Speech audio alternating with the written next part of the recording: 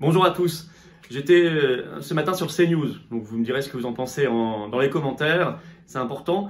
Alors on a parlé de pas mal de choses. Bon, au fil des conversations, ça m'a permis de parler du Frexit aussi, de m'étonner que des candidats se disent contre le pass vaccinal mais n'ont aucun problème à participer à des émissions où le pass vaccinal est requis, obligatoire. Ça, j'ai posé le problème démocratique là-dessus. Nous avons parlé des revirements de tel ou tel candidat ou candidate à la présidentielle. Je pense qu'il faut avoir une ligne fixe, une ligne claire. Quand on veut faire une politique, il faut en avoir les moyens, avoir la souveraineté pour le faire. Et puis j'ai répondu très clairement à Robert Ménard suite à ces diffamations et j'ai confirmé évidemment le dépôt de plainte pour l'honneur de la cause, l'honneur des patriotes et l'honneur des manifestants gravement mis en cause, bien évidemment. Voilà, vous verrez tout ça. Je vous attends très très nombreux. On parlait de manifestants, justement, venez très nombreux. Ça dérange le pouvoir, ça dérange Darmanin. Il faut donc venir encore plus nombreux ce samedi 29 janvier. Rendez-vous à Paris, 14h, place du Trocadéro.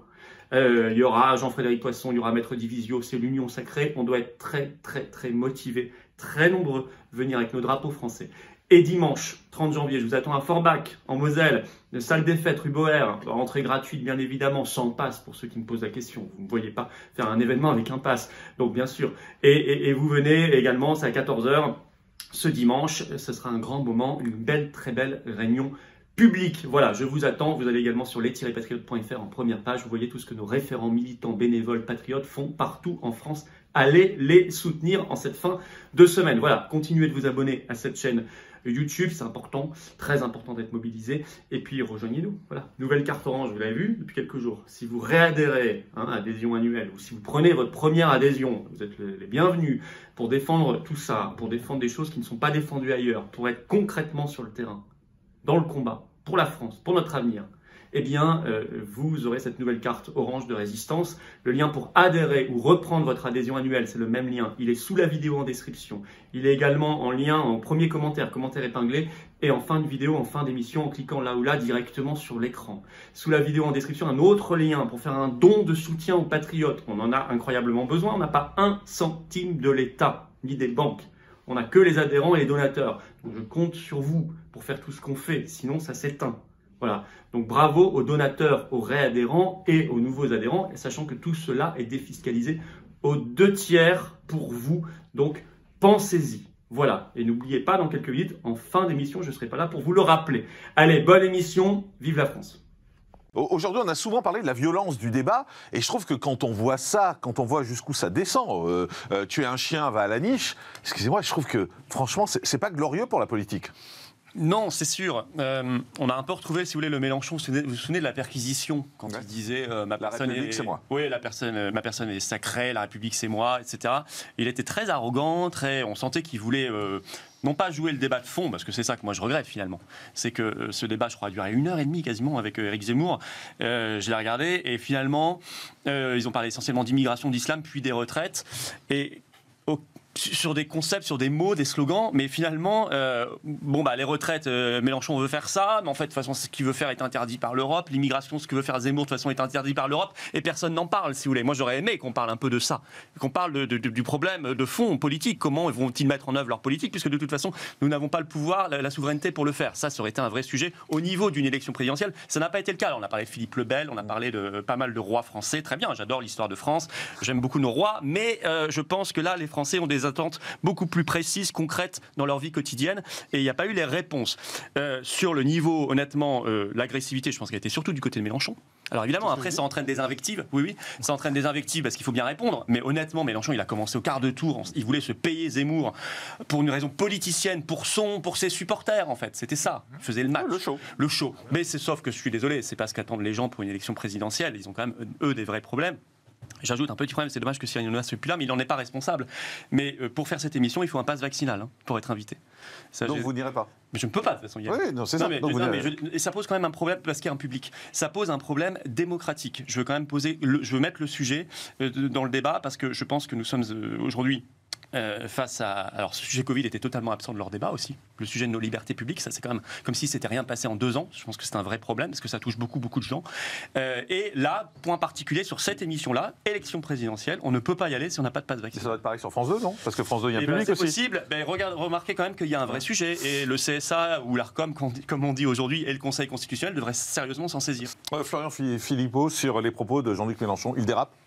Ah mais clairement. Enfin, il était dans une haine et personnelle. Moi, j'aime pas du tout, si vous voulez, quand on prend en plus un agent de police, même s'il était syndicaliste, mais enfin, peu importe.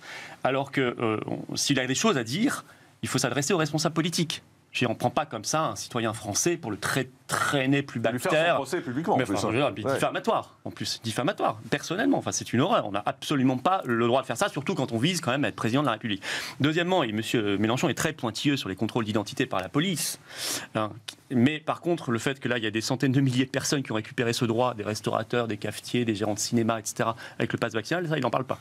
Ça, non, mais ça, il n'est pas pointilleux, M. Mélenchon, ça ne le dérange pas. Qu'on puisse contrôler au quotidien des gens qui ne sont pas habilités parce qu'ils ne sont pas officiers de police judiciaire à le faire, ça, il n'en parle pas. Bon, ça, je remarque quand même que M. Mélenchon est très silencieux là-dessus. Je crois même qu'il était abstentionniste sur ce sujet-là à l'Assemblée nationale. Enfin, il n'était pas là. Troisièmement... Aux toilettes. Oui, sûrement. Ce qui me dérange, c'est que au milieu de sa haine, là, il a dit des choses. Par exemple, quand il parle des gilets jaunes et borniers, oui, il y a un sujet. Quand il parle de la faiblesse de l'IGPN pour contrôler la police, c'est vrai qu'il y a un sujet, la police qui se contrôle elle-même. Quand il parle de différentes choses, d'accord, mais il mélange ça dans un flot et un torrent d'insultes, de haine, ce qui fait que ça discrédite des sujets sérieux qu'il faut traiter. Oui, il faut soutenir la police, la gendarmerie qui fait son boulot dans des conditions très difficiles. Juste après, vous n'avez pas montré l'extrait, mais il dit je remplacerai la BAC par une police de proximité et on fera les choses à la bonne franquette. Non mais il vit sur quelle planète, M. Mélenchon? Il sait ce que c'est qu'aujourd'hui la voyoucratie... C'est le début de l'extrait qu'on a entendu. Oui, pardon. Alors, il sait ce que c'est que la voyoucratie aujourd'hui, à la bonne franquette. Oui, on va sortir une baguette, on va boire un petit coup et puis on va régler... Non, enfin, écoutez, il faut être un peu sérieux. Par contre, il y a des vrais sujets, mais comme il les salit par sa haine, on ne peut pas en parler. Bah, c'est extrêmement dommage. Jean-Christophe Gaillard. Allez, passons à autre chose. Florian Philippot, vous êtes touché par Marine Le Pen? Non. Non? Mais non, mais elle vous touche pas, là? Mais je ne sais pas quelle est la part de scénarisation, de comédie là-dedans. Excusez-moi. Elle vous explique qu'elle a élevé, c'est quelqu'un qu'elle a élevé. Et que... non, Marine Le Pen, on va être sérieux, n'est pas surprise. Je suis sérieux, là. Hein. Oui, j'imagine. Toujours. Mais Marine Le Pen ne peut pas être surprise de cette déclaration de Marion Maréchal. Mais elle peut être touchée. Peut-être, mais ça, à la limite, les Français ne vont pas voter pour les émotions de Marine Le Pen dans 2 mois et demi. Ils vont voter pour un projet présidentiel. Bon. Ce qu'a dit Marion dans l'interview que j'ai lue, elle dit « Je suis fatiguée et lassée des revirements permanents au RN qui un jour veut quitter l'Union européenne, maintenant ne veut plus. » Hein, moi je veux, ils veulent plus, c'est pour ça que je suis parti. Ils ont telle ou telle position, un jour sur les retraites, un jour sur les 35 heures, puis ça change tout le temps au gré des sondages. Marine Le Pen dit qu'elle est contre le pass vaccinal, mais elle adore être soutenue par les ménards qui votent pour à l'Assemblée et qui défendent à fond le pass vaccinal. Donc il faut refuser ce soutien si on est sérieux. Les ménards qui vous ont mis un peu plein la gueule, hein, pour être clair. Hein. On va l'écouter tout à l'heure, Robert Ménard. Ouais, enfin, j'y répondrai. C'est moi qui lui... Pour le coup, c'est lui qui va se prendre une plainte.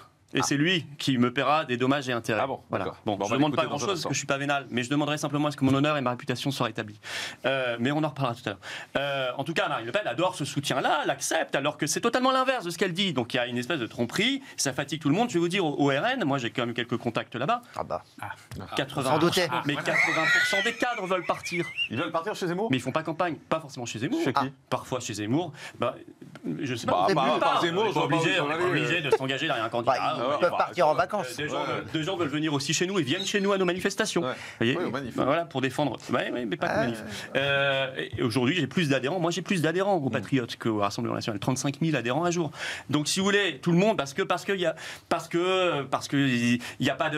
le sentiment que on connaît pas la ligne, parce que ça change au gré des sondages et c'est insupportable. Et c'est pas ce qu'on avait espéré. Moi, j'ai espéré beaucoup à un moment. Il y a 10 ans, quand il y a eu cette stratégie de dédiabolisation, d'ouverture sociale, d'ouverture. Ça a foiré. Parce que votre stratégie a foiré, parce que c'est celle que suivait Marine Le Pen à l'élection précédente. Ma stratégie a mené au meilleur score que le RN n'a jamais fait de son histoire et qu'il est très loin aujourd'hui de refaire. Très loin. En crash, parce qu'on ne renonce pas à ses convictions comme ça. On n'explique pas aux gens 70% de mon programme dépend de la sortie de l'Union européenne et de l'euro, ce qui est vrai, je dirais même 90% pour tout le monde. Et puis 5 ans plus tard, dire ah non, finalement, on n'en parle plus, on reste dans l'Union européenne et l'euro. Il faut arrêter à un moment. Il faut arrêter, les gens ne sont pas idiots. Voilà. Donc ça se paye cash dans les urnes. urnes et ça se paye aussi par le départ de gens qui veulent faire de la politique autrement. Oh, on va parler de Robert Ménard, justement, qui vous a un peu allumé, c'est le moins qu'on puisse dire. Vous voulez répondre maintenant ou après la pub?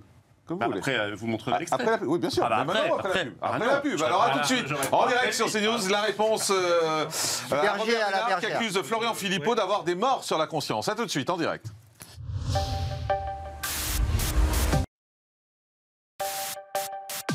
Merci de nous retrouver en direct, il est 11h31 et comme l'a demandé avec insistance Florian Philippot, on va regarder ce qu'a dit de vous Robert Ménard. Je m'en passerai bien, je vous le dis. Robert Ménard qui affirme que vous avez des morts sur la conscience et je voulais que vous y répondiez aujourd'hui en direct. On écoute Robert Ménard. Moi, je ne suis pas professeur de médecine. Je constate juste que le vaccin, c'est pas miraculeux, mais ça vous protège contre les formes les plus graves de cette maladie. Je suis soucieux de mes concitoyens, ceux comme M. Dupont-Aignan, comme M. Philippot, qui s'amusent pour gagner quelques voix à dire un certain nombre de monstruosités, de bêtises insensées, de flatter dans le sens des comportements les plus complotistes. Je veux dire, ils prennent une responsabilité qui fait que demain, je n'imaginerai pas de m'asseoir autour de la même table. Ça veut dire qu'ils ont des morts sur la conscience? Mais bien sûr qu'ils ont des morts sur la conscience. Quand on manifeste, quand on va dans le sens des gens, quand on profite, parce que dans les gens anti-vaccins, il y a des gens de toutes sortes. Il y a des gens qui ont peur de raisonnablement, qui sont inquiets, qui confondent l'ADN et l'ARN, qui se disent oui, dans tel ou tel cas, ça peut être dangereux. Et puis il y a des gens qui sont complotistes, pardon de le dire ici, je le dis pas parce que c'est vous qui êtes enfin, qui flirtent avec l'antisémitisme sur un certain nombre de leurs propos, et que je vois un certain nombre de leaders politiques se retrouver à côté d'eux quand c'est pas à leur tête en train de dire des choses que personne de sensé ne peut dire. Mais Philippot, dans ses discours, encore, vous l'entendez, de samedi en samedi. Florian Philippot, les accusations sont lourdes, c'est le moins qu'on puisse dire. Il parle même d'antisémitisme. Oui, bah, une plainte est partie, voilà. Alors le lendemain, il a dit non, il n'y aura pas de plainte, c'est des effets de manche. Non, il y a une plainte. Il sera cité devant le tribunal correctionnel et devra rendre compte. On ne dit pas n'importe quoi. Voilà, je dis ça à M. Ménard. C'est pour ça que j'ai interpellé Marine Le Pen en disant refusez ce soutien. Si vous êtes sérieuse avec les électeurs à qui vous vendez, que vous êtes contre le pass vaccinal, rejetez ces gens-là. Parce que ces gens-là, à travers moi, vous savez, moi, des gens qui me diffament, j'en ai eu malheureusement beaucoup. Mais c'est beaucoup de gens derrière qui sont attaqués. Moi, je suis pour la liberté vaccinale. Donc, premier mensonge de M. Ménard.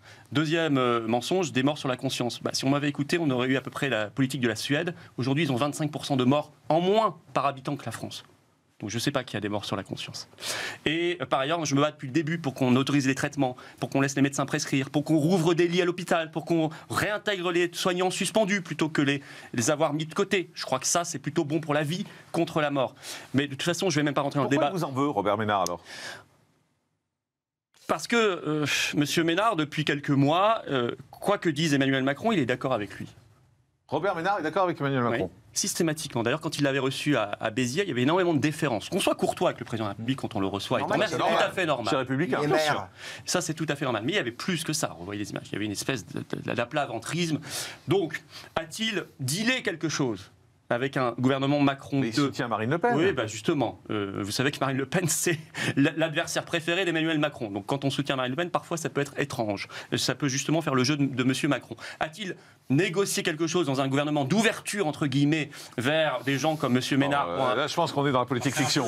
Sûrement dans la politique fiction, vous avez parfaitement raison, mais je ne peux qu'y penser, étant donné le ralliement récent de M. Ménard sur l'Europe, complètement d'accord avec Macron, sur le Covid, il est pour le pass vaccinal, il était pour le pass sanitaire, il est pour toutes ces restrictions, etc. Sans voir qu'aujourd'hui, tous les pays du monde sont en train d'abandonner tout ça. Ça n'a aucun sens. Là, aujourd'hui, la Catalogne dit on arrête le pass vaccinal, de toute façon, avec Omicron, tout ça n'a plus aucun sens. Nous, on est parti jusqu'au 31 juillet à minima.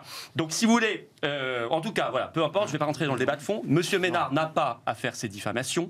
Monsieur Ménard s'en expliquera devant la justice. Et j'ai de toute façon systématiquement maintenant donné consigne. Alors, je travaille avec Maître Divisio sur ce sujet-là. Oui, parce je sais qu'il est sincère dans la cause et dans le combat, et à ce que nous portions plainte systématiquement quand il y a des diffamations, et nous l'avons déjà fait de nombreuses reprises ces derniers jours.